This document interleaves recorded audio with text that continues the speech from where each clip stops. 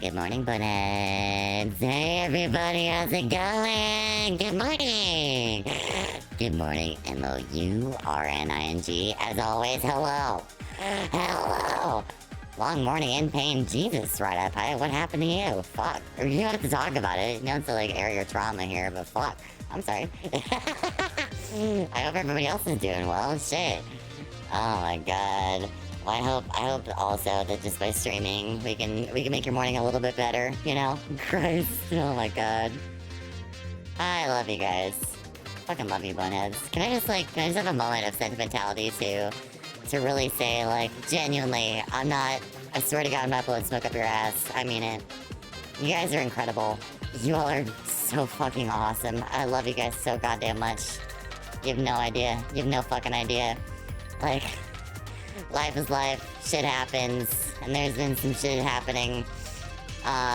But goddamn, if you guys aren't, like, one of the best parts of my day, when I get to stream, I'm fucking serious. I hope you understand how much you all mean to me. Like, really. Like, streaming in general, like, I fucking love streaming. Streaming has gotten me through some of the darkest shit, and, like, you guys are absolutely a part of that, too. Like, I fucking love you all. I love you all so goddamn much. I hope I make your days a little bit happier, too, man. I really do. I really do. Fuck, man. Like, I could be having the shittiest day, and come to my desk to start streaming, and be like, fuck, man.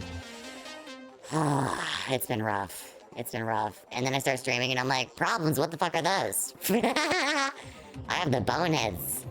That's right, baby. You beautiful bastards. I love you all so much. I love you so much. Wish I could reach through the screen with my little bony paws and just squeeze your cheeks. Maybe give you a little boop on the nose. Boop. Oh my god. Yeah, oh my god, Dorothy Medan, stop, don't mention the bottles. I have bottle trauma. I might return to that game, but I gotta practice, man. Like, I've definitely done the thing where because I failed, I basically rage quit. I was like, no, I'm done. I'm done with these fucking bottles. Fuck you, bottles. Pieces of shit. Oh my god. I know, it's such a dumb move. One would argue a bit immature, but I care not. I care not, because hopefully I make it to your streams happy too. Hopefully I'm still giving you entertaining streams. Regardless. Oh man, okay, real quick too. Yeah, good, Gene's here. I was like, motherfucking Gene, can we give a standing ovation? I mean, you can't see the lower half of my body, but I'm standing. I'm standing for you, sir, and I salute you.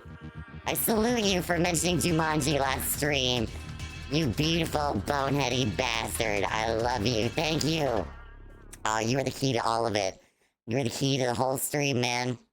Like, I love talking music. I love that we can talk about other films and shit. And that's what today is, too. Like, today, I just like, that was so much goddamn fun. And I just love talking about Jumanji so goddamn much that we're just gonna chat again today, too. Like, I want to play video games, but that was... Man, that was so freaking fun. I had Dead by Daylight up and ready. I was like, okay, we're gonna do this. And then we just started talking about Jumanji, and I was like, fuck it. All plans out the window. Nope. Hold the phone. Shut down everything. Gene mentioned Jumanji. Fuck your plans. Fuck your video games. It's time to talk about the cinematic masterpiece, Jumanji. Oh my god. We had, I mean, I don't know if Nerd and Leaker are here yet. I think I saw Leaker earlier in chat. Hi guys. And I talked to them earlier, or like a moment ago. We had a term for like, a term of endearment for boneheads too. And I'm blanking right now. What the hell was it? It was like, something of the week. Like, bonehead of the week. I can't, that's Gene right now. Like, we need to, if you guys can dig into your memory banks, because my brain is rot, and remind me what it was, that'd be awesome. Yeah, Necromancer, that's what it was. God, you beautiful bastards, I love you. Thank you, Nerd Nolika, that's what it was. Yes. Oh, Gene, you are Necromancer of the week, baby. That's you. That's all you. Oh my god.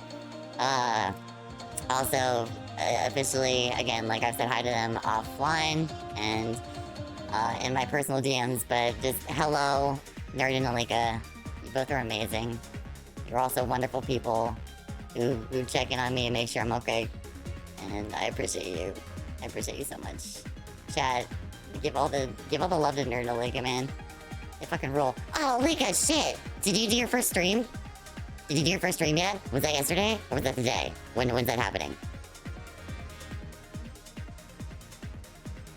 Oh, yeah, Alika, fuck yeah. I hope it went well.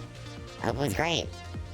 Guys, if you haven't already, please also go follow Alika and Nerd on Twitch. They both stream.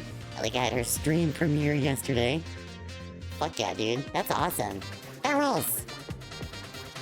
Hell yeah. Hell yeah. What'd you do? Did you play anything? Or was it just chatting?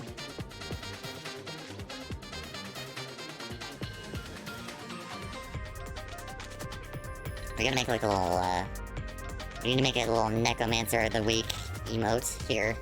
I gotta update some shit too, guys. I've been slacking. I'm sorry. We need to update these latest subs, latest cheers down here. I gotta move the chat box. The chat box is also just chilling in the top right corner. Not where it's labeled chat box. Listen. Oh my god. Ooh, you showed up your collectibles. Fuck yeah, dude. That rolls. That rolls. I have a number of those myself. Too many, one would argue. But they keep coming out with like anniversary Sailor Moon figurines, and I'm like, oh fuck me, man. My wallet. I have bills to pay. I have mouths to feed. Not my kittens though. Not my problem. Out of sight, out of mind, baby. Oh my god. On the note of emotes too, dude. Last stream when I played Mariah Carey for you guys, which everyone loved. They loved that, didn't they? I'm so sorry. It was so playful, I promise. It was coming from a place of love, but that was like the rudest thing I've done to chat so far. It's just to rickroll you guys with all I want for Christmas. Like, fuck. That's dangerous shit right there. I could have been in trouble. I was being a naughty kitty. Oh no. Oh no. But along with that, you said that it's Mila and Mira. Were they ones who made more emotes for us? Yeah! Yeah! I'm looking at them right now. Oh my god, we have all these like cool little these emotes and stickers here in chat. Mila sent over the PNG files to Alika. Mila, you rule. I don't think they're here right now, but please, if anyone talks to Mila directly, like I'll try and message them in the Discord, but they're... Fuck yeah, dude. You guys are awesome. Mila, you're amazing. You guys are amazing. Thank you so much. Thank you, thank you, thank you, thank you, thank you. I'm looking at this like little Skelly tombstone here. I've got like angry Skelly, excited Skelly, like the silly Skelly. I got my tongue hanging out. I've never seen my tongue out before. That's kind of cool. I like that. I have a black tongue. Ew, it's all rotten. It's all rotten and ready to give you kisses. That's right.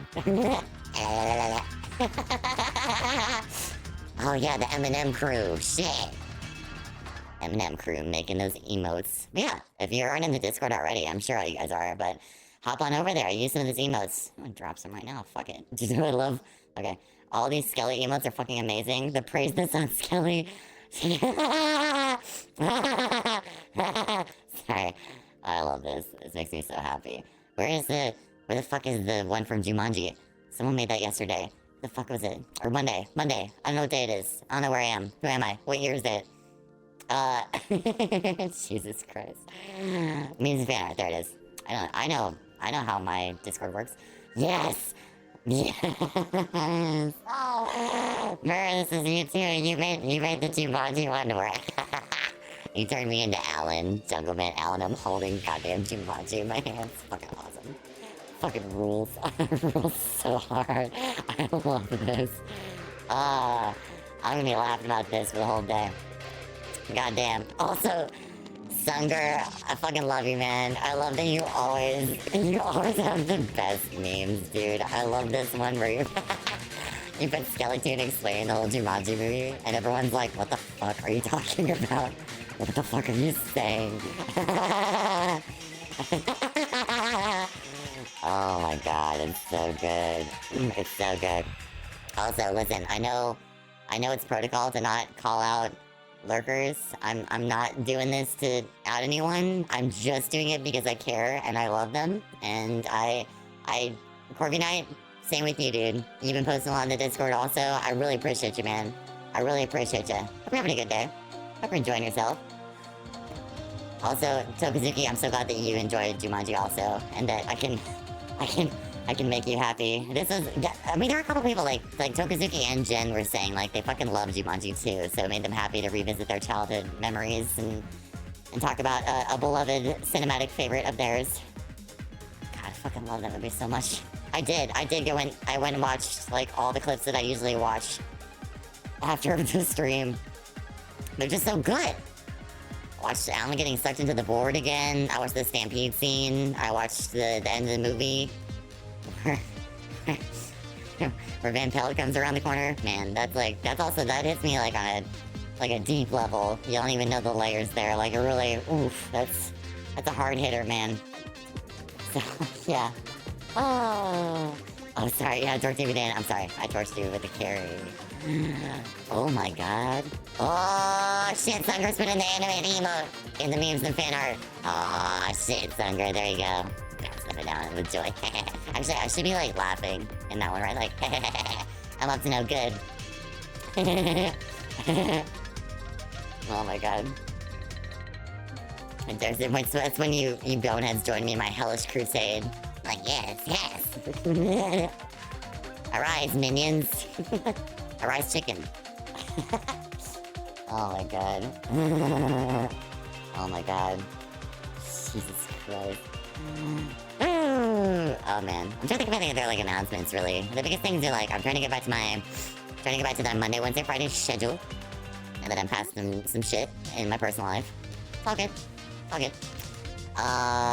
Yeah, I have some collabs coming down the line too. Keep you guys posted about those in the Discord.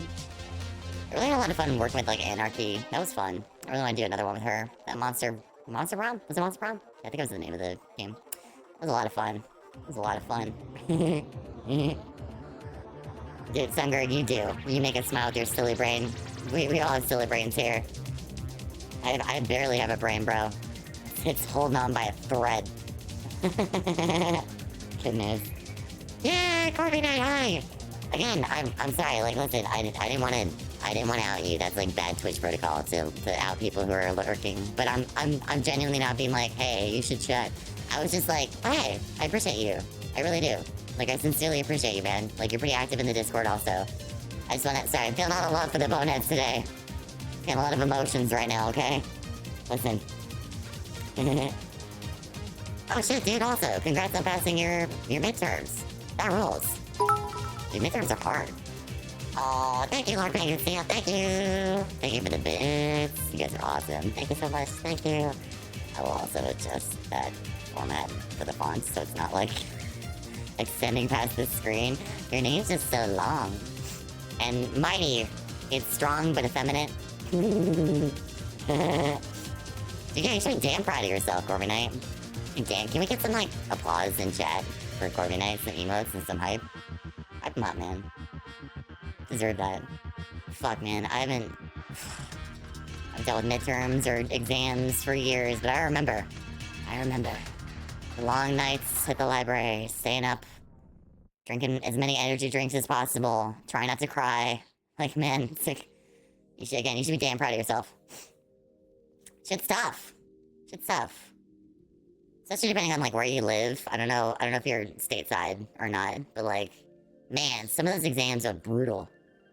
Like, fuck, dude. I knew a lot of, like nursing students. Oh my god, I did not envy them. Oh my god. They are truly built different. And, like, I guess you have to be. You're working in a hospital. You're dealing with emergency situations, but fuck, man. They would show me their workload, and I was like, are you okay? I know you're not, but I have to ask. Fuck me. Oh, man, SATs. You're saying, oh, no, we're bringing out the negative in here. Get that out of here. Get that shit out of here. SATs. ACTs. The TOS test if you're in Texas. Or is it the tax test? I don't know if it got changed. Whatever. I took a... It's actually funny, ironically enough. Or coincidentally enough, maybe? Sure. I took my MCAT, so... Did okay. This is a true story, too. Here, let me lay some knowledge on you real quick. Taking my MCAT as a young adult cat. Hoping to move on to the future. I think I was doing it for just like I think it was screenwriting. I'm pretty sure. Dude, I don't even remember now. Like so much time has passed. But, yeah. Oh, yeah, it's STAR now. That's right, that nerd. Thank you. That's STAR test. Stars. Mr. X just shows up and beats the shit out of you. That's the test. Can you pass? Anyways. That's neither here nor there. Yeah, so I took my MCAT. I'm pretty damn sure it was so that I could go into, graduate school for screenwriting. Because I didn't want to go to grad school. I did, like, film and theater. Double major. That's right. Pretty cool. Again, I fuck. And they had an essay prompt for the test. Like, a lot of it's math. Fucking hate math. Hate that shit. Some of it was science. I'm cool with, like, biology and visual sciences, but chemistry, the same thing. I hate math, so I don't get it. My brain just doesn't let me compute. But they had a writing component. I've always loved writing. I feel like I'm pretty decent at it. No can make words good, but I can write like nobody's business. You want to talk to me in person? I don't know what the fuck to say. You want me to write you a letter? I will pen you the greatest of prose. I will submit soliloquies left and right. So the prompt they gave me was like, how can controversy surrounding a celebrity actually be used to their benefit? And shit, this was like 2012, maybe? 2012-ish? Hi, also, hi, what's up, first time chatter? The Munchkin, what's up? Oh, you took the STAR test too? Oh, you're in Texas also? Yeehaw, baby. Sorry. Don't worry. You will not be tested after this stream. You're fine. You're safe. But yeah, so like, okay, they had to get that prompt where they're like, okay, how can controversy be beneficial for a celebrity, potentially? And my dumbass, my fucking dumbass, thought it would be a good idea to write an essay about Eminem. And I straight up, like, started the essay, and I was like, in 1997, Marshall Mathers penned the masterpiece without me. I just went off about his career and shit. And, like, surprise, I didn't really receive good marks for it. But, I thought it was well done. It was well researched. I know a fucking thing or two about Slim Shady, man. I can't imagine what the grader was thinking when they got that. They're like, excuse me? Fucking what? Fucking what, mate? It's true. This was a job for me. That's right. Everybody, just follow me. We need a little bit of controversy. Because it feels so empty without me. Oh my god. Dude, oh boy, we won't have like a rap on or anything, but I could probably rap the entire like Eminem discography. Because again, I fuck. Don't mess with me. I know all the words to Eminem. I'll fight you. God. Goodness. I think the real Slim Shady did finally stand up. Gene, I think they did. I think they finally did. Yes. Oh my god. I'm just throwing this out here into the chat, into the universe to try and manifest it. Mira or Mila, if you guys are so inclined, if you want to make a real Slim Skelly emote, I would love you. I would love you even more than I already knew, man. Fuck.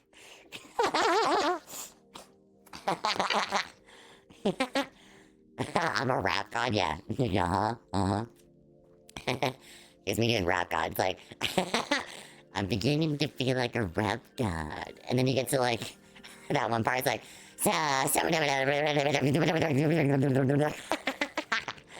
that's me. That's me doing rap god. You're welcome. You're welcome for that. I hope you enjoyed it. Oh my god. Oh my god. Man, I gotta find you guys this, like, stupid-ass meme. It's one of my favorites, though. Where, it's King of the Hill, which if you live in Texas, too, like, King of the Hill is A-list, god-tier, quality content and comedy. They nailed it. I can't explain it. Like, you have to live here, you have to grow up here, but all of the tiniest inside jokes are spot on. They're spot on to living in Texas, especially growing up in Texas, like, in the 90s. Well, boy howdy, as they say. Like, it's fucking insane. Even down to the minute detail, like... Nailed it. Mike Judge, you knew what you were talking about, because you lived it. You lived it. You just had to be there. But, like, fuck, man. Anyway. So, there's this meme of, like... Boomhauer singing Rap God, and goddamn is it good. It's like someone wrote it and rapped it, which is impressive enough. Like they rewrote the lyrics and they rapped it, and then they put their voice into an AI filter for Boomhauer's sound, which I'm not pro AI, fuck AI. But for shit like this, I'm sorry, it paid off. It paid off so well. I gotta find that for you guys. It's so good. Yeah, Mike George is talented. He's a talented man. I was talking about in my Jumanji breakdown in my review. I was saying how Alan hated his life for a little bit in the beginning, where he's like, everything sucks. This sucks. And someone in chat was like, okay, Skelly's turning into Beavis and Butthead for a second. I was like, oh yeah, you're not wrong. You're not wrong. Oh my god. I don't know what Skelly Talks Telly we can cover today too. Like I like to come in here with ideas and shit. But that, dude, I loved how organic it was when Gene was just like, Jumanji, and I was like, oh, you fucking what, made? What the fuck did you just say? Say it again, I dare you. Oh, God. Oh, yes, an Eminem image. Okay, good. The Eminem image is coming. Eminem image. It's hard to say. Eminem image. Eminem. Sweet. Goodness. Oh, hang on, there's more popping off in the Discord too. Hang on. Yes! Sunker, you're incredible. Yes! Mara, yes, you're amazing! Thank you! Fuck yeah, dude! Nah, nah, nah, nah, nah. Nah, nah, nah, nah, nah. Fuck yeah, man. Same thing, like, you just had to be there, man. But when that video dropped, oh my god, all the little kittens and I, we lost our goddamn minds. We were freaking out in, what, like the elementary school? It must have been. It must have been, yeah. Causing mischief and mayhem for our 3rd grade teachers. Sorry. Jesus Christ. Oh my god. Favorite rapper nowadays? Or one of them? Oh shit. Dude, I'll be honest, man. I love Megan Thee Stallion. I said it. I'm not afraid to say it. She's pretty good. She's pretty talented. Yeah, I like all of her shit. And sometimes, like, I'll be, you know, walk around the house in my bony self. And I'll just, like, pop a squat and start twerking. Be like, hands on my knees. Shaking ass on my thought shit. That's right. Goddamn.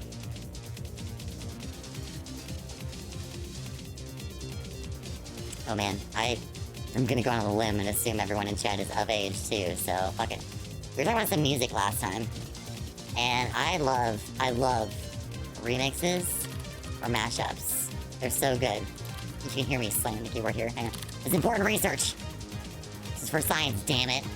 Okay, it's okay. So, sometimes some of the mashups that I find, like, this makes sense. All this put together, like, totally makes sense. But this is quite literally a religious experience for me. It's so good. If you search Bitch Boss Thought in YouTube, you will get a mashup of Work Bitch by Britney Spears, Thought Shit by Megan Thee Stallion, and, fuck, what's that one by Doja Cat? Bitch, something bitch, it's like Bitch Boss, yeah, Boss, something like that. From the Birds of Prey soundtrack, you know? And this, dude, I'm telling you guys, this mashup is gonna blow your tits off. It's so good. It's so fucking good. Man. Yeah, Boss Bitch, that's what it's called. Yeah.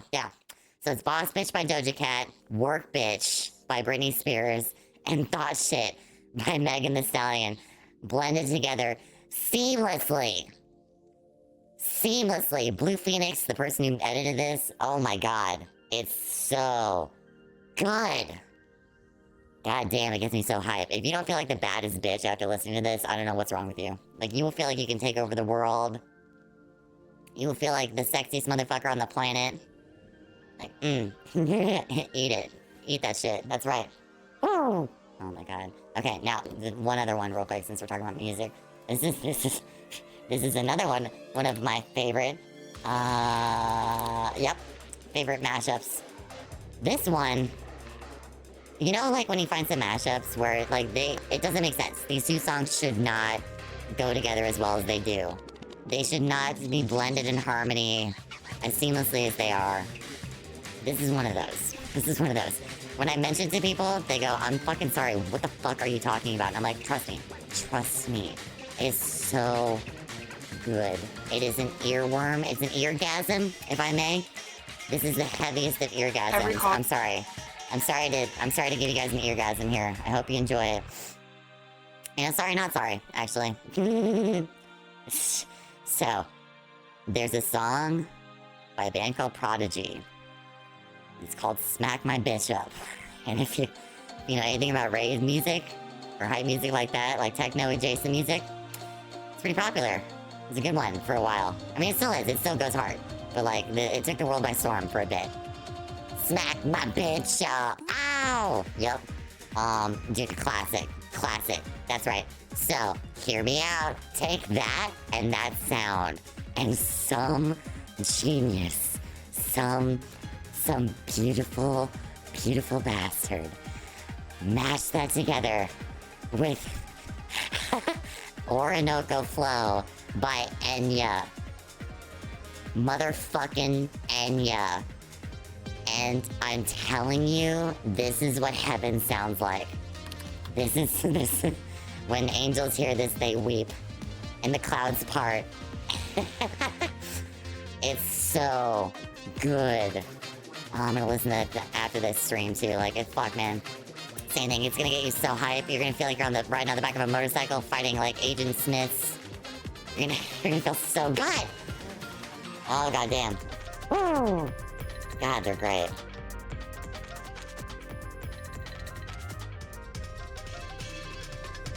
Yeah, I know what you're talking about. I do like mashups like that too. Those ones are a little more like fun and silly, but they do fit well. I do like them a lot. Like the Kirby theme mixed with Drop It Like It's Hot. It's pretty good.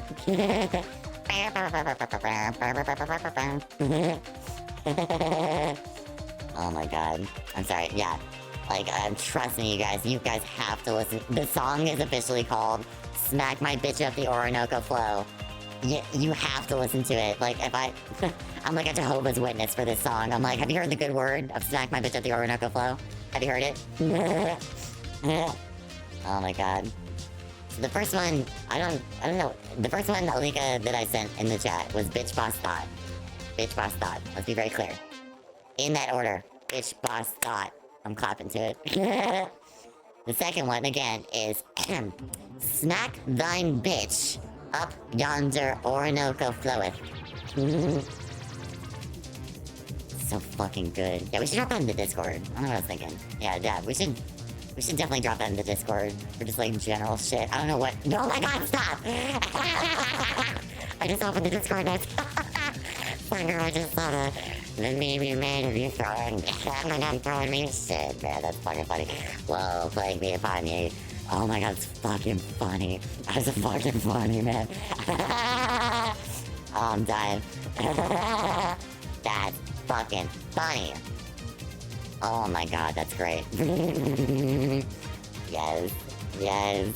Oh my god, this is great. This is so stupid. Marshall and Skelly, 2024. Besties for life. He's tossing some bones. That's right. Oh my god. Hold up. I have a question though, because since we're just chatting, this is a just chatting stream. We're just chilling, chatting. And if anything sparks imagination for Skelly Talks Telly, I will go hard. I will be passionate, as we heard for the last hour and a half of the last stream.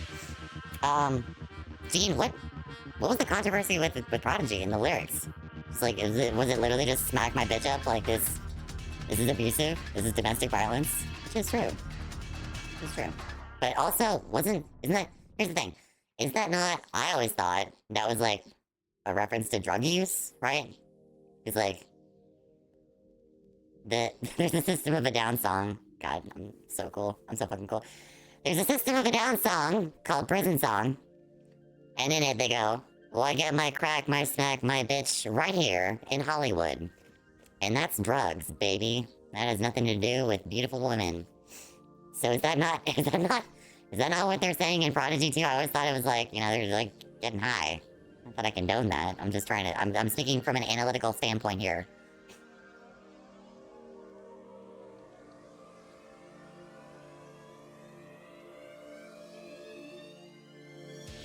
That's what I thought. Yeah, okay, yeah, right. And like, let's be honest, man, it's not doing, I mean, like, sure, it could, I can understand how it can be doing anything intensely. And that's certainly how I feel when I listen to that song. I'm like, I'm gonna make life my bitch. But, alright, okay. A lyric-free version on the radio? Jesus Christ. Here we have Smack My Bitch Up, instrumental version. Enjoy. Goodness. Oh man, you guys are updating the Discord like crazy. This is awesome. Holy shit! Tokazuki! Yeah, it's really, no, it's not only important to you, baby. This is important to the whole world. You listen up, motherfuckers. You listen up, you beautiful boneheads. The McRib is back! Oh my god, the McRib is back! Holy shit, are you serious? Holy shit. Oh man, on December 3rd. Guys, mark your calendars. December 3rd. Are we streaming that day? Hold the fuck on. Everything shut. Quiet. Nothing matters now but the McRib. Nothing fucking matters. Oh my god, okay. The 3rd is a Tuesday. So Wednesday, December 4th. I hope to God I can bring a McRib in and just eat it for you guys on stream. You won't even see it. Oh my god. Alright, listen, this is just a request, please. I'm but a lowly Skelly. No one has to do anything that they don't want to. No one's getting paid for this shit, but man, me holding a McRib, I just... I fucking love the McRib, man. I love the McRib. I'm gutter trash. I'm a little trash goblin, and I fucking love the McRib. It's so good. It's so good. Oh, what the fuck? They took out the UK menu? That's bullshit. Riot. Storm Parliament. Let them know. Holy shit, man. The McRib is coming back. Fuck, dude. I love the McRib so goddamn much. It is a good day. Praise be. Jesus Christ. Oh man. Hang on 1 second, guys. I gotta like a jacket. My bones are getting a little chilly. 1 second.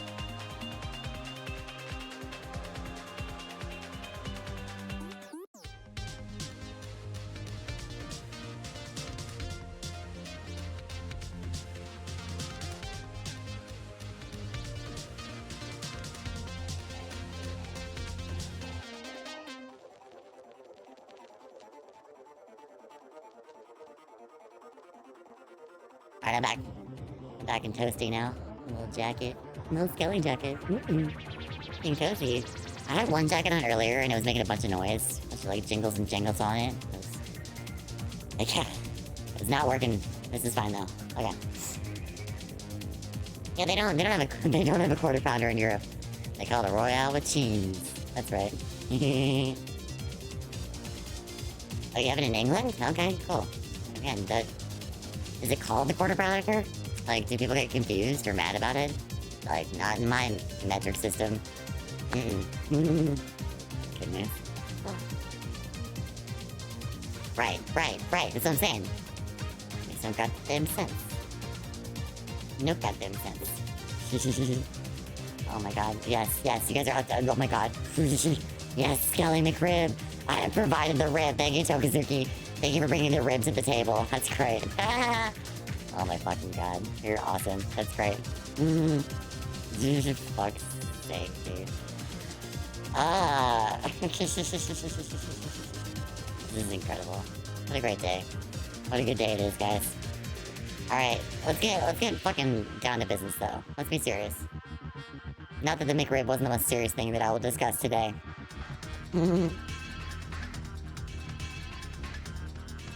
Yeah, well, hold the fuck on. Yeah, I made a Pulp Fiction reference. Fucking love Pulp Fiction too. I don't think I could analyze it as heavily as I have Jumanji. But dude, I watched the same thing. I just watch a lot of clips from movies and because I love them. I watched oh my god, I just shot Marvin in the face. I watched that a lot. My favorite one that I watch is the Bible scene, obviously, because it's iconic. So good. What does Marcellus Wallace look like? Say what again? I dare you. I double dare you, motherfucker. Say what one more goddamn time. Does he look like a bitch? Bam. Does he look like a bitch? Then why'd you try to fuck him like a bitch, Brett? Yes, you did. Yes, you did, Brett. You tried to fuck him. And Marcellus Wallace doesn't like to be fucked by anybody except Mrs. Wallace. I can do that whole scene. So good. Oh man, it's so good. One of my favorite things like that they took from that is I used to go to a lot of like basketball games and shit. And like there was a period of time where like the opposing team would be doing like free throws. And like just to fuck them up, like if they messed up the free throw, just to be an asshole, just to have a little bit of an insult to injury there. If they messed up the free throw, some guy on the soundboard would play the clip from that scene where Samuel Jackson going, "I'm sorry, did I break your concentration?" Like, Jesus. You read the Bible, boneheads? No.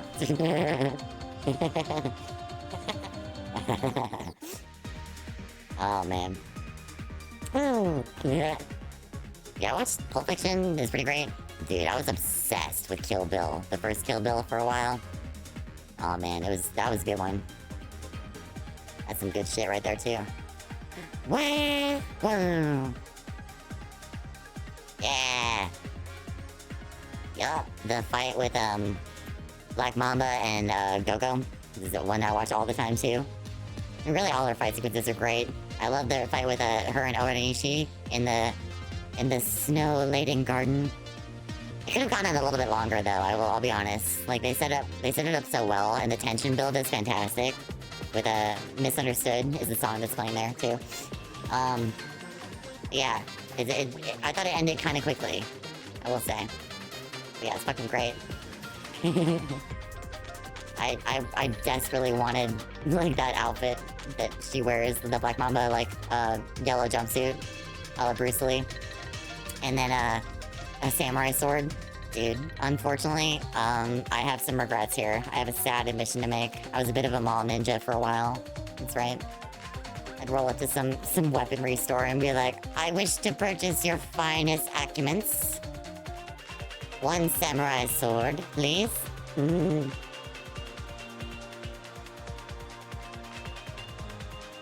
Oh, is that a gunblade? I'll take 10. Goodness. Yeah, part two Kill Bill was okay. It was alright. It was okay. I do like Tarantino films. Yeah. I'll be honest.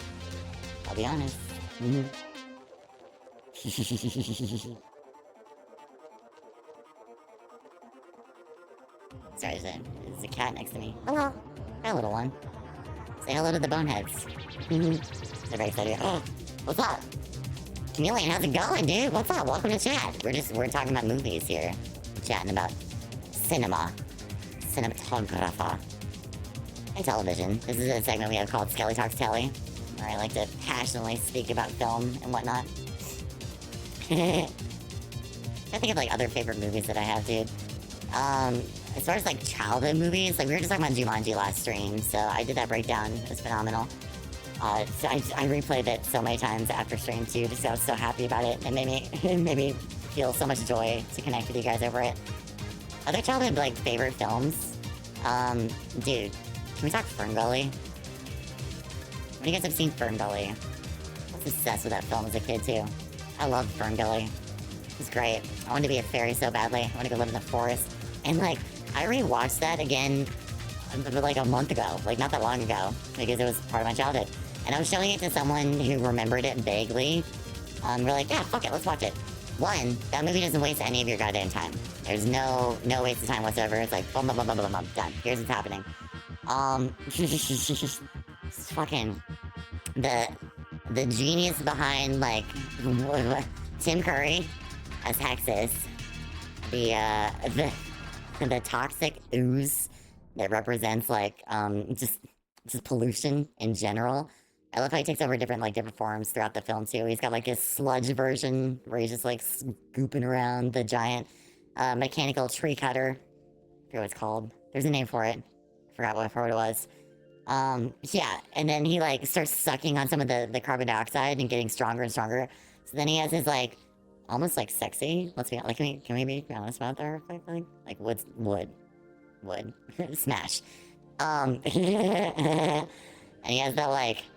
Basically just like a drag number of him doing Toxic Love. Toxic Love! Which makes sense, because he'd already done Rocky Horror Picture Show after that point. So, they were playing out that. It works so good. And then they have his, like, his final form, the mega form, at the end of the movie, where he's just the giant skeleton creature. It's pretty cool, It's like a Pokemon evolution for his character. Yeah. Okay, maybe some of you guys don't know about FernGully. Let me break it down for you. Start at the beginning.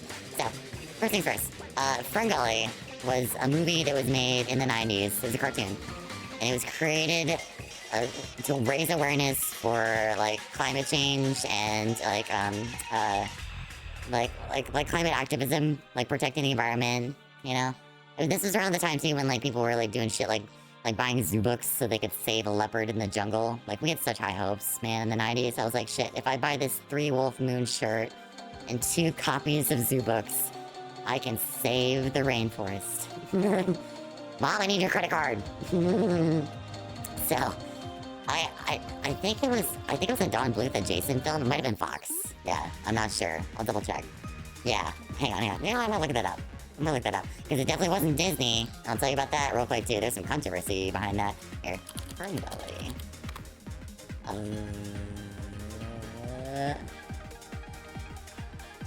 Yeah, 20th Century Studios, which is Fox. Yeah. So that's who made it. This came out in 92. Holy shit, 92. Oh my god. Whew. Okay, yeah. So, again, it was a movie used to try and, like, hype up kids about saving the rainforest and, like, protecting the planet. And, oh, man, like, dude, it is bleak. I will say it's bleak rewatching that, since I just rewatched it recently. And thinking about how hopeful we were about making the Earth a healthier place and protecting it for future generations. But I won't get too somber there. Oh, man. The 90s were a time about the planet, man. We were all about it. We were ready to help save the world. Like, this is it. We're gonna plant trees left and right. No more deforestation here. We're gonna knock over all the factories that we see in sight. We're gonna turn off all the lights in the house before we leave. Oh man, such high hopes. Anyway, yeah. So, the FernGully takes place in Australia, actually. I found out too. I don't know if you guys know that. Yeah. So, it's an Australian forest. Rainforest, obviously. And we start off where we're chilling in the forest with these fairies. These, like, magical fairies, which is cool. Kids like fairies, you know? It's awesome. And their whole purpose as this, like, fairy tribe is to protect the rainforest. You know, they have, like, the symbiotic relationship. They're like, oh, it protects us, we protect it. Oh, thanks for the follow, Boomatronus. I guess you like FernGully. Stay tuned. We'll be talking more about that. Yeah. So, we have this, like, gaggle of fairies, this tribe of fairies that lives in the rainforest. And we are introduced to our titular fairy. Her name is Krista. And she's training under Maggie, who is the, like, elder fairy. She's like the elder, she's like the wise wizard of the group. Yeah, she's got all the powers that the forest needs to grow. She can, like, grow plants and shit. She plants a seed and, like, puts her hand over it and it will, like, blossom into a tree or a flower or whatever we need. And so she's teaching Krista about this shit, and she's like, bitch, you need to know this. This is important. Like, one day I will be gone. I will leave. And it's your responsibility to know about this and to pass on the lore and the magic of how to protect the forest. This is up to you. And Krista, like understandably, she's younger. So she's like barely paying attention, man. She has like, I truly believe she has undiagnosed ADHD, because she's just like staring off into space and like looking at the forest like, la la la la la. I love it here. It's great. Being a fairy is awesome. And Maggie's like, pay the fuck attention for 2 seconds, for 2 goddamn seconds. We are screwed if you don't. So, yeah. So Krista, again, she's like training under Maggie, and Maggie's getting frustrated, and Krista's like this kind of into it. She's kind of invested, but she also just wants that fun and enjoy her fairy life and fly around. So we fly with Krista from the main tree where Maggie is giving her tutelage, and we are introduced to the forest in which they live. And I found out that it's Australia because they have, what the hell are they called? There's those like big birds. Hang on, Australian bird, cool. What are they called? Shit. Cool. Fuck. They're bird. Oh my god, the Google search is an Australian bird that attacks people. That's the one. That's the one. No, not a magpie. The hell are they called? Let's see. Big. God, my searches. Cassowaries, that's it. Yep, I knew it would be on here. Cassowaries. They show some cassowaries. And that's how you know it's Australia. Yeah. So she's flying through the forest, and it's like, oh, this is nice. Like, look at all these, like, different varieties of life. There's so many species here. Everyone's happy. They're all peaceful, enjoying their lives.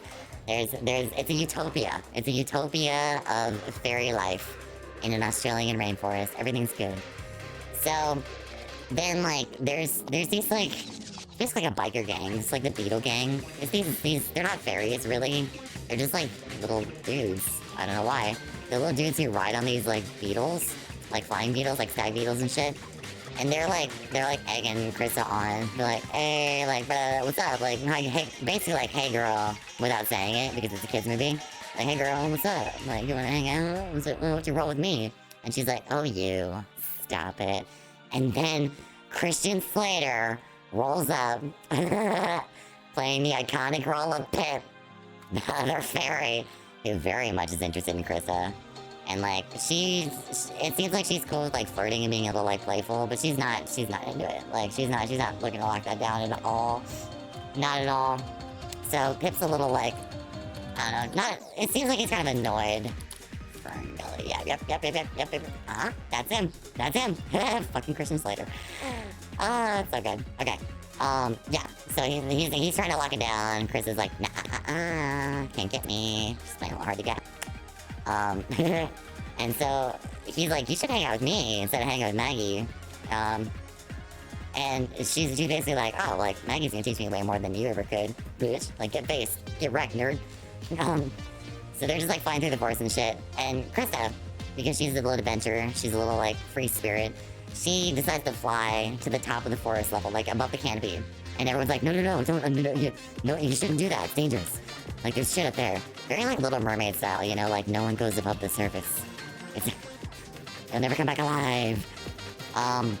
So she, like, busts through the canopy.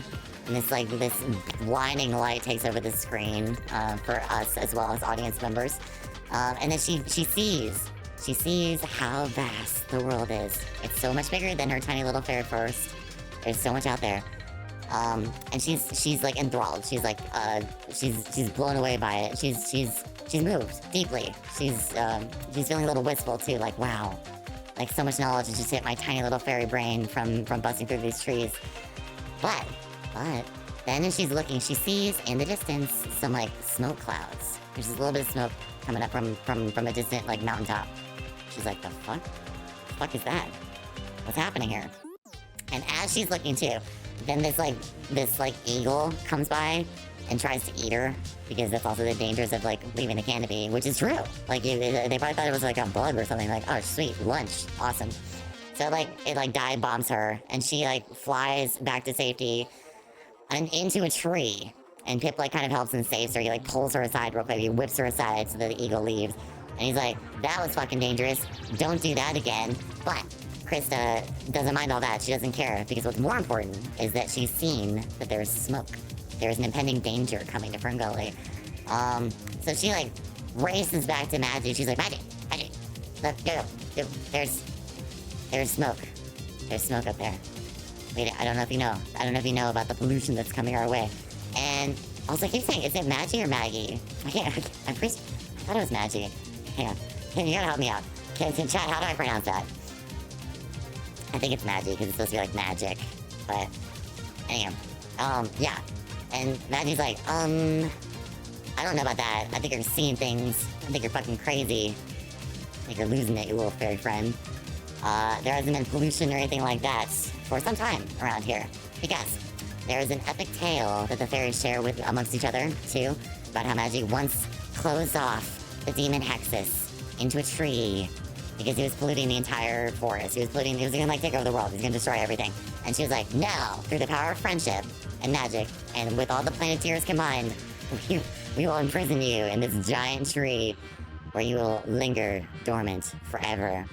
Mummy style, you know? And so Maggie's like, no, like, you must be crazy, there's no way. And Krista lays down, like, the inciting line, too. She's like, do you think it could be Hexus? And they're like, no, of course not, there's no way, absolutely not. Go on, run along, Krista. Have fun with your fairy friends. Go dance in streams of pure bliss. Bathe under the waterfall. Rest under a banana leaf. Enjoy your life. But as Krista leaves, then Maggie, like she has a worried look on her face. Like, she's like, oh shit, hang on, like, might be onto something. So, this bad bitch, like Gandalf the Grey style, waves her hands, and like 50 trees part to separate so she can see what Krista's talking about. Like, she's fucking Moses. It's fairy Moses over there. Parting the red trees, if I may. So, and she sees that there's smoke in the distance, and she's like, oh, fuck. It is Hexus. Like, oh shit, we are screwed. This is not good. It's coming for them. It's coming. Also, okay. Bye, nerd. See you soon. Enjoy your meeting. Alright, where was I? So, yeah. So then, like, we come back to basically just, like, Krista hanging out in, like, her, like, fairy tribe. And she's having fun. She's enjoying herself. She's like, la la la la. And she's kind of, like, curious about what's happening. Like, she's got knowledge now. She's got information from the outside. And she's like, Like, it's hard for her to return to her normal fairy programming, you know? Because now she's on a mission, and now she has, like, some concern behind it, too. And, like, Pip, again, he just wants to, like, have fairy babies with her. It's like, and she's like, nah, I'm not interested. I'm good. So she starts, like, checking stuff out, flying around, seeing what's going on. And she runs into fucking Batty, the most iconic character in the goddamn movie, also played by Rob Williams. He is the glue that holds that movie together, man. He is the life and blood of FernGully. Like, the movie would be okay without him, but it's, dude, it jumps from like a C to an A with him. His energy is just like pure Rob Williams style. It's all just like very erratic and neurotic and awesome. He's popping off like pop culture references left and right. It's amazing. So, Batty, let me explain who Batty is. Yeah, Krista first runs into him, which he's just like flying through the forest too. Like he flies at her, and he's kind of like, he's freaking out. He seems like a rabid bat. He's going like, he's like attacking her basically. And she uses some magic, because she has magic powers too. She like magics him a little bit, like, I give you the gift of fairy sight, and he can see that she's a fairy now. Like, okay, like, oh shit, like, you're not just like, you're not a threat, you're not a bug or anything, you're a fairy. And so he kind of like comes to, and that's when Rob Williams starts being like himself, like a character in Batty. And he has this great line too, where he's looking at Krista, and he goes, oh, you're a strange little bug. And she explains that she's a fairy. And Rob Williams, like, he's wrapped up like a bat, like he has his wings tucked in, you know? He's still facing upwards. And then he just like leans back a little bit, and he goes, oh, gravity works. And then just like falls, basically, like falls off this tree. It's amazing. God, all of his lines in that movie are so good. So, yeah, we learn that Batty was given a little like a brain scramble, like a lobotomy, basically. by humans because he was an experimentation bat. Like they were using him for like animal testing and shit, for like makeup products and whatnot. So yeah, he was being tested in a lab. Yeah, so he has this little like antenna on his brain. And I don't know what they were using that for, if that was a tracker or whatnot, but like the whole gag throughout the entire movie, the whole bit that they have is like, it's basically like it's a TV antenna. So every time you hit it, like he'll go into like a different character or a different mode. It's genius. Like I want to know how they came up with that idea because it's really funny. And it's just such a good vehicle for all the comedy in the film. So like, like they even have a bit later on where like Batty starts talking about something and it's when they're running away from the final fight. We'll get there. But like he's flying away because he wants to be safe. He doesn't want to die. And then someone hits the antenna and goes, wrong channel. And then he turns into like a military general. He's like, here we go, Scotty. And I'm like, yes, awesome. Incredible. Yes.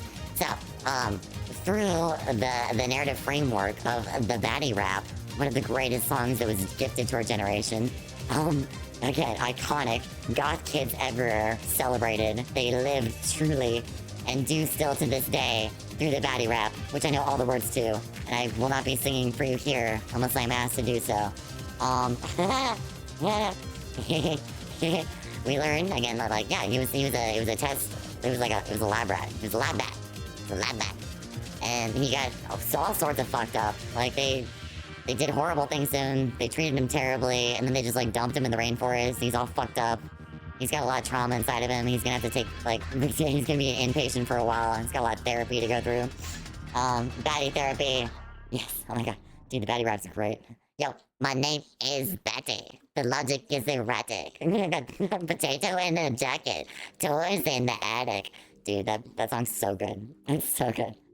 I rock and I ramble. My brain is scrambled. It's so good, man. It's so good. I saw a lot of memes about that too, where they're like, that was like one of the original goth songs. I'm like, okay, calm down. Like goth music first started like really coming into vogue in like the 70s or 80s. But yeah, if that song is not an iconic gothic beat, tell you what. It even starts off with like a sweet oh my god, an organ progression too. It's like, wow, it's so good. It's so good, dude. It's amazing. That's what I'm thinking. Yeah, I'm pretty sure like Robin Williams just improv a bunch of shit. Rockaway, you're right. And then the animators are like, okay, we'll throw that in. Fuck it. Who cares? Oh my god. So yeah, and Batty is like terrified of humans because of that. Like he hates them. Fucking hates them. But Krista, she's curious about humans. She wants to learn more about them. Again, just like Little Mermaid. Very similar. A lot of parallels there. So she wants to meet humans and like figure out what they're about and like see where they are. And Batty accidentally kind of lets it out that there are some humans just over yonder, kind of around where that smoke was that Krista saw. Whoops, what's that? So they start flying together, and she's like guiding him through the forest, and he's like, oh, we should stay here. This is nice. And she's like, no, I'm gonna go to Mount Warning. That's what it's called. It's like, I'm gonna go to Mount Warning. And she says that she's gonna go find humans. And Batty just like, he like slams into a tree too. He's like full on petrified. He's like, no. I'm absolutely not gonna go over there. That is death. That is death incarnate. You can go. And she even has this line too where she goes, I'll be back, I promise. And as she flies away, Robin Williams / Batty goes, why do I not believe you? His line delivery is amazing too. It's so good. So, Krista flies off to Mount Warning. And she wants to learn more about the humans and what the fuck is happening. And like, it's just general curiosity, I guess. I don't think she has like an affection for the humans yet. But she wants to know what's going on. She wants to become educated. You know, she's curious. She's a curious little fairy. So she goes there and she sees that there's all these trees with these giant X's painted over them. Like, and she like feels the tree. She feels the X and the paint on it. Because like, especially when you're a fairy, like she can feel like tree feelings. Like she can put her hand on them and be like, oh, this tree's sad. This tree's happy. So she puts her hand on the X itself, the paint, and she's like, oh, like this is killing the trees. This is terrible. This is terrible. I can feel them dying in front of me. And that's when she sees the tree that Hexus is trapped in. Like, it's this big, giant, like, I don't know what type of tree it is. There is a type for it. It's like big and it's like bulbous. It's like a chunky tree. So it's a little thick. It's a little thickest. So I don't think she knows that that's the one that Hexus is in. She's just like, huh, curious. Very interesting.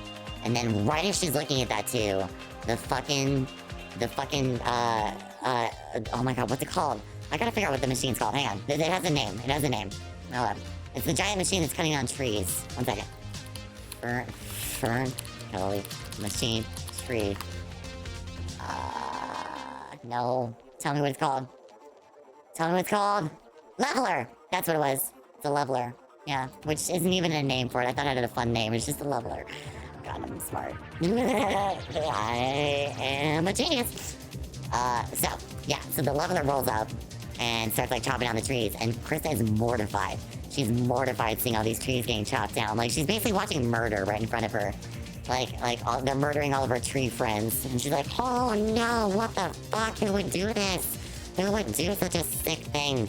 Disgusting.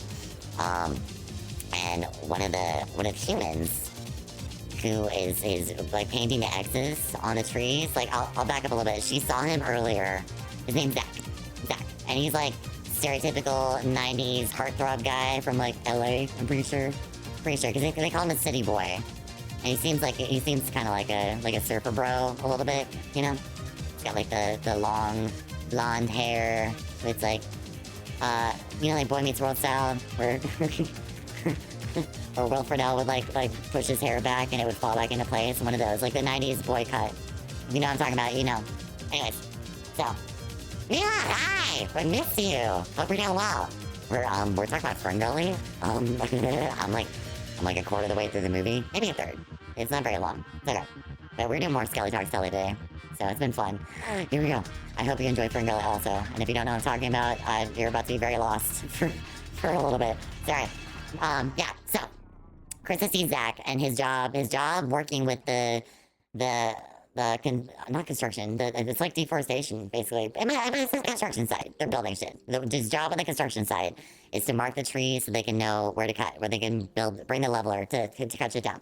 So he's the one putting the X's on the trees, and again, she's like shocked. She's like, ah, you're the one marking them.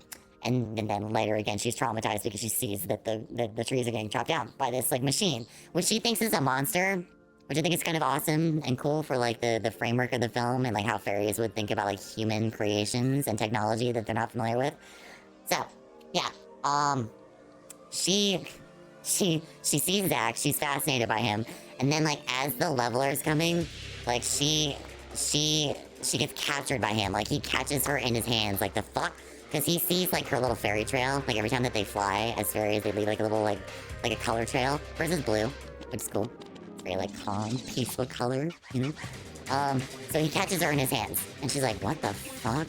Like he opens his hands, he's like, what the fuck am I looking at? And it's just like a light to him. Like he can't see that it's a fairy, but he's like entranced by whatever this thing is that he's just got in his hands. And as he's looking, this tree falls, and it's almost like about to smash him. It's about to get destroyed by this tree that got cut down by the leveler. He's about to get his head knocked in and die a horrific death. Smashed to death. The worst kind of death. So, Krista, quick thinking, she tries to save him by casting a spell on him real quick, and same thing, she does the whole, like, fairy sight thing, but she fucks it up. She fucks it up because she's a trainee, and she wasn't paying attention to her lessons. She was not paying attention. Magic was right. She told you this would happen, Krista. Silly little bitch. So, she casts the spell, and instead of allowing him to see her and or protect him from the tree that's about to kill him, he just shrinks. He just turns to like fairy size. Like he just becomes like tiny like her, and he gets stuck on the tree that has like a spider web on it, and it's going through the leveler into like this like wood chipper basically. Like it's going into a wood chipper, and it's like, oh fuck, Zach's about to get ripped to shreds. Like that's not good. Like goodness. Sorry. Hang on a second.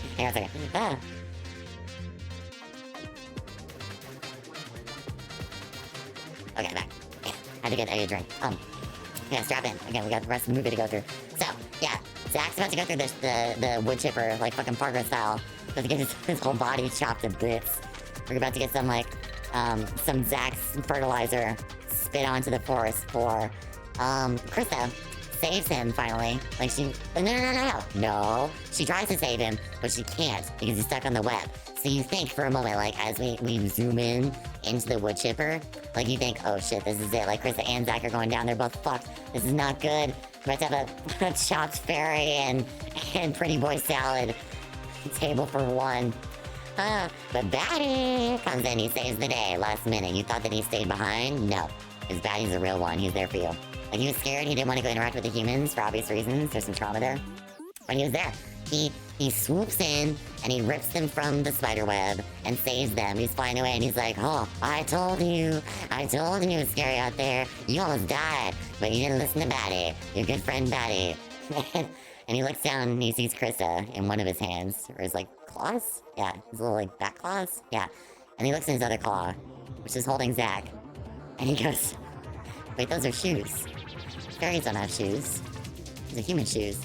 And he goes, a human! And right as he says that, Krista goes, a tree! And they go, ah! And they just smash into the tree. And like, Zach's still passed out at this point. Like, the Batty is fuming. He's like puffing up his chest to intimidate him. and Krista's like, no, please, you can't hurt him, you can't hurt him. So, Zach wakes up. He pulls out his pocket knife, like going aggro right off the bat. Like, calm down, dude. Chill the fuck up. And he starts like stabbing at Batty, and they both start fighting each other. Kind of like they're posting up. They're posting up. They're like fronting on each other. They're trying to intimidate each other. Yeah. And Krista again, she has to talk them down. She's like, no, calm down, guys. I shrunk him. I saved his life, and I shrunk him. And Zach is like, he's freaking out. He's losing his mind. He's like, you shrunk me? Also, fairies are real? Also, this is a talking bat? What is happening here? So, Zach has to process that whole, chain of events, you know? The fact that magic is real, and now he is the size of, like, a snail. He's, like, 3 inches tall now. But, so he has to figure out how he's gonna get back, like, what's happening, what is going on with his job, like, what the fuck is going on? So, Krista welcomes him kindly to her fairy village. Because she's like, well, what else are you gonna do? Like, you're tiny now, you're one of us, bitch. You're part of this. Welcome to your new tribe. And so they go back in to the tribe. And again, Batty is like super defensive against Zach this entire time. Like, does not trust him at all. His walls are up.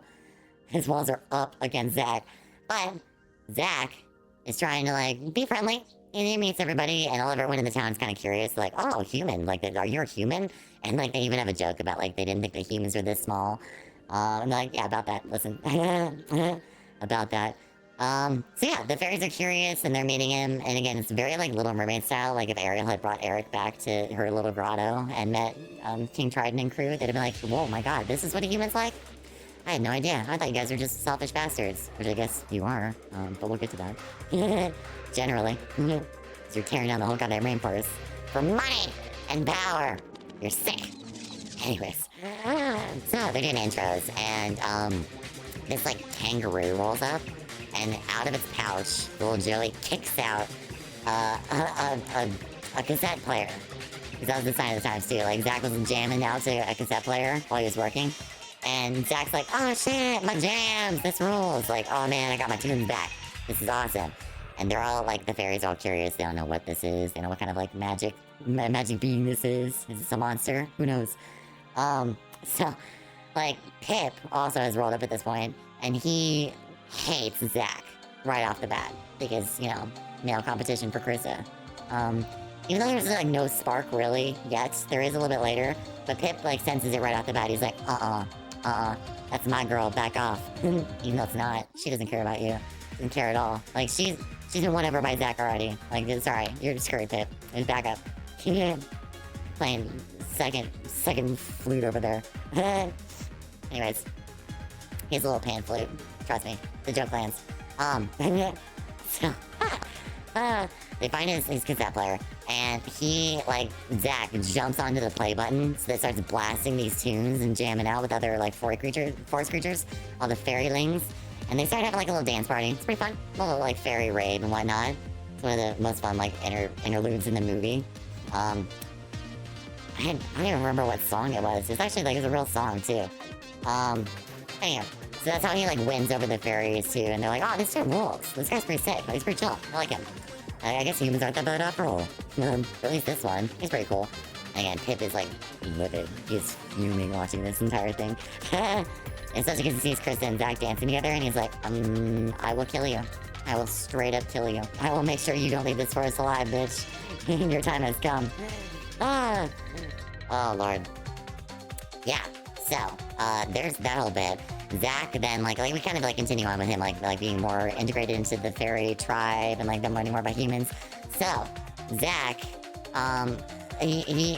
Krista, really, we'll start there. Krista wakes up at one point, it's, like, the next day or so, and she hears, like chopping, like chopping of wood. She's like, the fuck is that? What's going on? And she looks down to see Zach is carving his name and her name into a tree, and she freaks out. She's very upset. She's like, what are you doing? What were you doing to a tree? Oh my god, what the hell are you thinking? Put it down. She like slaps the knife out of his hand. He's like, what? I'm writing your name, babe. Like, I'm doing this for you, babe. Trying to let you know that I love you, babe. And she's like, no. And she takes his hand, she put it on the tree, and she goes, can't you feel its pain? Like, one, no, I'm not a fairy. Two, okay, hippie. Nah, I'm just kidding. So she like explains that she can like feel what trees feel, and they're like, you shouldn't do that, like don't hurt trees. And that's how, like, in the course of the conversation, she mentions that there's those X's that she saw on the tree, and Zach, he knows that he's the one who did it. He knows he's the one who did that. And so she kind of like confronts him. She's like, why would you do that? Why are you doing that? Why are you hurting those trees? It hurts them that way. And he goes, oh, I put those X's on the tree to keep them safe. Yeah, actually, it's a protection. It's kind of like a protection spell. You're welcome. You're welcome, by the way. And Krista, kind of like following his line of logic, which she's been like manipulated into. She goes, oh, those are put on there to keep them safe from the machine, right? Or the monster. She calls it a monster. To keep them safe from the monster. And Zach, he lies. He lies to her face. And goes, yeah, we put them on there to keep them safe. Exactly what we're doing. Exactly what we're doing. So, he has planted that idea in her that he is a savior of the trees. He's not doing any damage, any deforestation. He is a hero to be worshipped. No.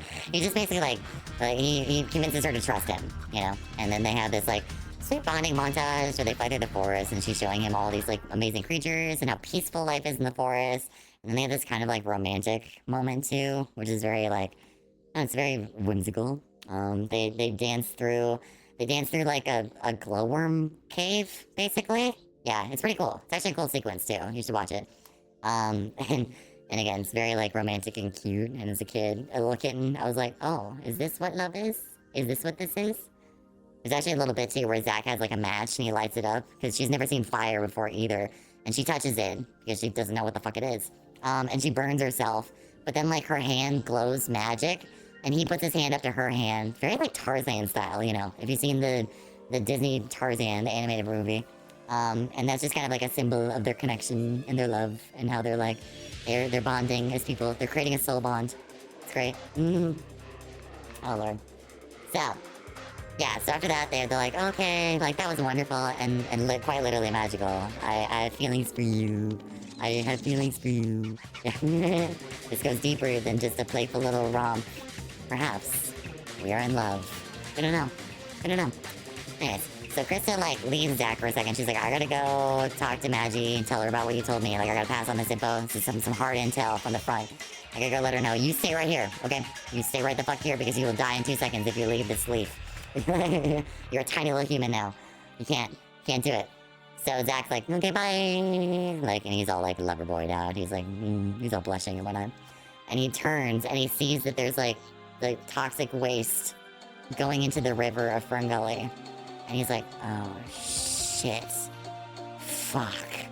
Because also part of him talking to Kristen and telling her about like how he protects the trees from the machine is like it will never come to FernGully. Like the whole thing that they've sold this whole movie is like, no, FernGully is safe. It will never be attacked. It's always gonna be here. It's never gonna be polluted. It's fine. It is safe. It's okay. So Zach's like, oh shit. She's gonna know I'm full of shit. She's gonna know I lied to her face. Her home's gonna be destroyed. This is awful. This is awful. I gotta do something. So he like goes back to find Batty, I'm pretty sure. and like talk to him about it so he can try and like figure out exactly what they can do. Like he goes back into the fairy village, and he's explaining like oh, dude, we gotta do something. Like this is not good. Like we gotta cut it off the pass. So, while this is happening, back at the leveler, we get the introduction of motherfucking Hexus. One of the coolest characters that has ever been created, in my opinion. One of the greatest animated characters of all time. So fucking cool. So, the two pilots of the leveler, they're just like a bunch of like country bumpkins. They're very like rednecky, and like they're lazy as shit. They're slobs, and they've got like it's like coffee and donuts spilled all over their control board. Yeah. So they find the Hexus tree, and they're like, oh shit, it's a big ass tree. This is fucking huge. Think about how much wood we can get from this. This is crazy. Maybe I can talk about like getting a bonus or something. Like they're gonna get more money for cutting in a bigger tree. I don't know how that works. Like sure, cool, whatever. So they start chopping it, and Hexus emerges from the planks of the tree. It's actually a pretty cool sequence too. You should check that out as well. Hey, what's up, Tiredback's new follower? Hello. Hope you're enjoying the FernGully chat. Yeah. So the boards go into the leveler and they start getting chopped up. They're like processed into like actual like 2x4s and shit, and panels. And this like the sludge that is Hexus oozes out of them. And he begins his amazing musical number where he talks about how he just fucking loves messing the planet up, man. He loves it. He loves killing wildlife. He loves suffocating them. He loves acid rain. He loves like turning rivers into poison. It's fucked up. But it's such a bop. It's a fucked up bop. It's a good jam. So he gains more power by sucking the exhaust pipe of the leveler. And so now he has enough like energy in him to take over the comm system of the leveler. And he tells the two pilots of the leveler, he's like, hello boys, we're going to FernGully. Cause he's got some personal business. This is he's there for payback for sure. He's like, Maggie, remember you tried me in that tree? I'm coming for you, bitch. This is it. You're fucked. Goodness. He's got some retribution. Oh my god. Hang on one second.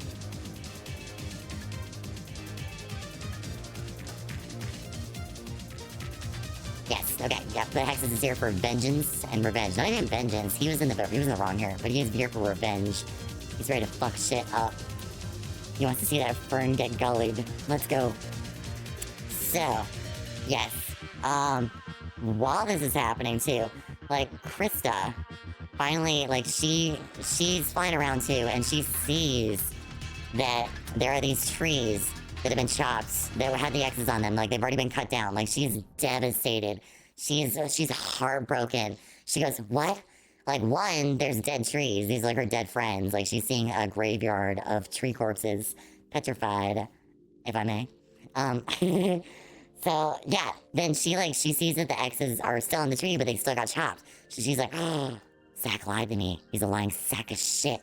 That's bullshit. No, the trees can still get chopped with the X's on them. Oh, no. So she's like heartbroken. She's so downtrodden. She comes back. Zach and Krista meet up at the little fairy village too. And that it's discovered that the leveler is coming. It's coming to take on FernGully, and Krista is pissed. Like, she's pissed at Zach. And she straight up she says to him, she's like, you lied to me. Like, you said they were safe. Now what the fuck are we gonna do? We're gonna get destroyed, man. We have no way to protect ourselves from this. What do we do? And this also is a pretty dope sequence. It's also really like, I don't know, it's very like haunting. It's hard to explain. They see the leveler in the distance, like it's making its way over, and they're like, oh shit. And again, this movie doesn't waste your time at all. It's not like you have to wait around for the lever to come, like, it's coming. They have like, hey, we're gonna take down FernGully. Like 5 minutes later, it's like, oh, we're here to destroy you. And your home, and your families, and your lives, and your futures. So, Maggie calls together all of the fairies in like a magical, like, fairy ritual, where they all take their forest magic, and they send it into this one tree, so they can all bind together in safety and create like a little like, I don't know, almost like a fortress, like a tree fortress, a forest fortress, if I may, to protect themselves and FernGully in hopes that it won't be destroyed by the leveler, which, bad news, but we'll get there. But this entire sequence is really cool. Again, like visually and like with the music. It's, I said haunting, but it's a very good way to describe it. It's all very like primal sounds and orchestral music. It's like, it sounds like, I don't know, like early generations of humans, like, and how they would communicate or make music. It's really awesome. It's really cool. Anyways, so as they're doing that, because they need all the magic that they could possibly provide in this moment, Maggie fucking holds Krista's hand and she goes, "It's your time now. You know what I told you that you need to take over and become like the leader of this whole little fairy tribe? This is it. I have to go. If we want to save everyone, I have to give up all of my magic." Again, like Gandalf style. She's fucking Gandalf. Like, we had Gandalf the Grey Moments. This is her turning into Gandalf the White, but she doesn't come back. It's just her fighting the Balrog. And so, she turns into energy. Like, she dissipates into little, like, glowing orbs, basically.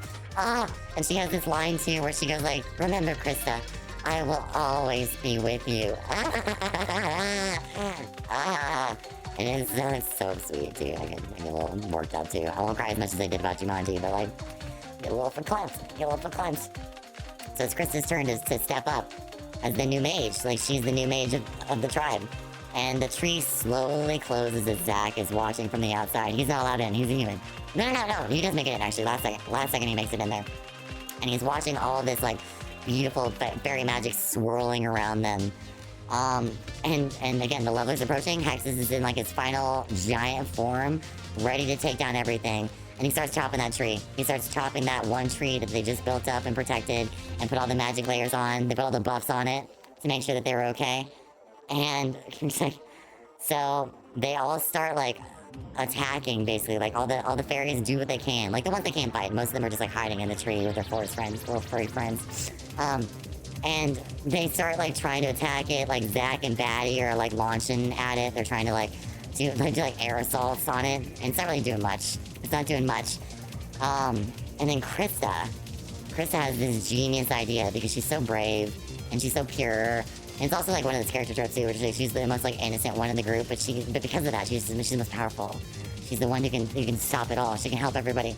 She flies into Hexus's mouth, like straight up like a little bug, like a fly, like a little gnat. She flies into his mouth. It's like bleh, bleh. He starts like choking on her. And everyone, again, all the fairy brethren that are watching from below are shocked, horrified, and distraught. They're like, "Oh, Krista, no. You were the chosen one. What happened? You just died right in front of our eyes. You got chopped to death. You got chopped to bits. Oh no."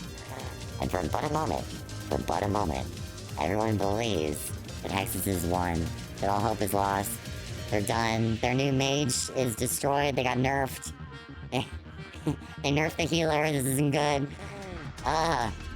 But as Hexus takes his next steps to advance on the tree, he starts seeing little plant buds, like flower blossoms and vines, like coming out of his arm and from the top of his head, and it just covers like his whole body, slowly but surely. Like he's trying to fight it off. He's trying to rip it off, and he can't do it. It keeps happening. He can't hold it back. So, yeah, like it takes over his whole body, basically. Like it just slowly but surely, this giant tree forms around his body and like closes him up again, just like the last Magi did. But this is a better one. It's a better tree. This is a more powerful tree that will keep him trapped forever. Hopefully, like he will absolutely be destroyed for the rest of time. We will never see Hexus again. Pollution is destroyed. Obama won. So, we see the tree form, and like with a final burst of green fairy magic, it's like, yeah! And the music is all like happy and whimsical. Like, we did it! We saved the rainforest, everybody! Hexus is defeated. Hurrah! But, rightfully, there's a couple people that are still like, "Oh, Krista, but we lost her in the fight. That sucks. That sucks. She's still gone." So, hold on, I'm reaching out, sorry. So yeah, everyone, again, they're very, like, it's very bittersweet, very sweet. They won the battle, but they lost like good soldiers out there, including Krista. And she was the soldier, she was the badass, she was the coolest fairy of them all. So, this single flower bud is chilling at the bottom of this tree that just formed too, and it slowly peels open to reveal Krista. She's fine. She's cool. Like, she made it through. She's good. And bro, she's more powerful than ever too. Like, from that battle, she gains so much more like magic power, and she's like super OP now. She can take down anyone. Don't question her. But yeah. So again, the day's saved. Everyone's elated that she's alive. It's fantastic. They're so happy about it. And she goes over and basically just like bids Zach adieu. She's like, Zach adieu. A new musical.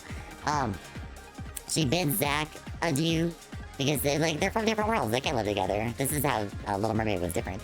They know that they have to go back to their original like towns, or their original their lives, their own like universes, their worlds, if I may.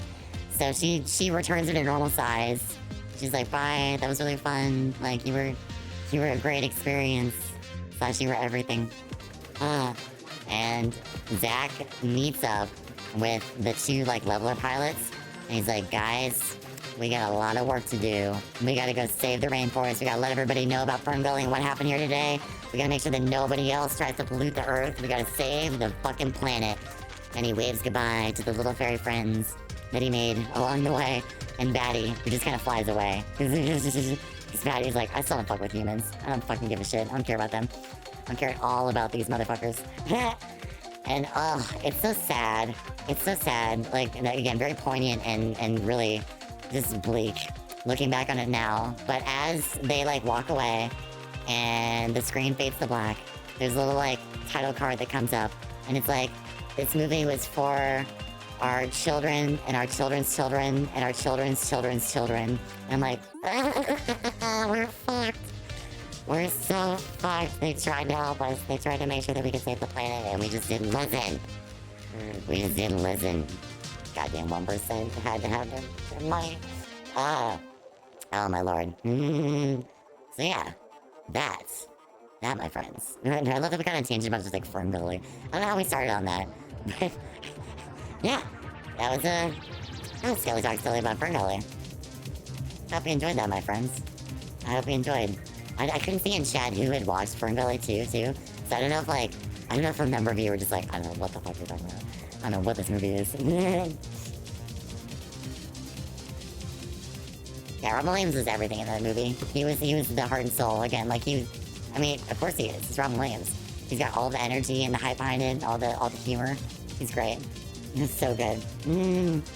Oh, funny that too, with the time that we have left. Talk about some controversy from that movie too. So Robin Williams is in that movie at the same time that he was doing Aladdin, and I know this from behind the scenes interviews and shit like that. And he got pissed off at Disney about some agreement breaches that they did regarding using his likeness to sell merchandise and shit. And I think because of that, Robin Williams decided to do FernGully, and because it wasn't with Disney too. And he had a huge chip on his shoulder regarding Disney for a while too. He's like, yo, this movie has heart and soul into it, and not that Aladdin doesn't, but also it has much more of a righteous cause, saving the planet, saving the rainforest. Yeah. So listen, that's just some inciting controversy for Robin Williams and why he decided to do FernGully. Apparently he had a lot of fun on it too, but again, probably because he was just allowed to do what the fuck he wanted. I love Sun Girls. He's like, I didn't know what the fuck you're talking about. FernGully, baby, go check it out. It's good. It's a good one. It's good. Oh my god. I'm sorry. We're getting what a segue. I just saw. Mira, thank you so for making me with the McRib. Oh, we're just talking about saving the rainforest and 90s kids, and now I'm here with the McRib. This is awesome. Oh my god. Oh my god. Oh my lord. And FernGully was a damn good movie as a kid too. I used to want to be a fairy so badly. I'm sure we all had moments like that as children where we wanted to be whatever fictional character we were watching. Dude, I wish. Oh, thank you, Mila. Thank you, guys. FernGully. Life is the magic thing. That's the song, the movie, trust me. It's good. Oh boy. I'll try and... Here. I'm gonna put the baddie rap in the chat. Because you guys should also just watch that. If you don't take away anything from this, it's that you should watch the baddie rap. Here.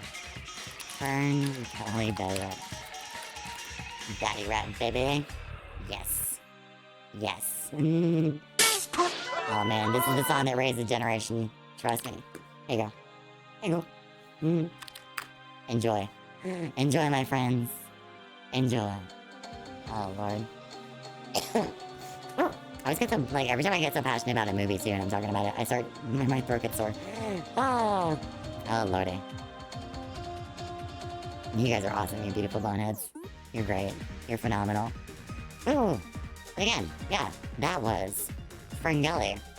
I didn't want to cut it a little bit early today, guys, but I feel like that's maybe wrapping up point two. I got some real world shit to take care of. I'm sure you guys do also. The McRib is gone. Stop it. Oh my gosh, shut up. Shut up. No. That's a pretty funny shirt. I like it a lot. Oh my god. Alright, well, again, this has been awesome, guys. This has been more of a chill stream. I've been enjoying it. Enjoy your lunch. Have fun. I too. I'm gonna get a little snack. A little snack attack. I'll see you guys again on Friday. I hope that we can do more Skelly Talks Telly. It's pretty enjoyable. Maybe we'll play a game though too. Try and like spice it up a little bit. Throw some in between. Finally get to Dead by Daylight. I don't know. We'll see. Goodness. Alright. I love you, beautiful bunheads. You have a great day. Enjoy yourselves. Bye.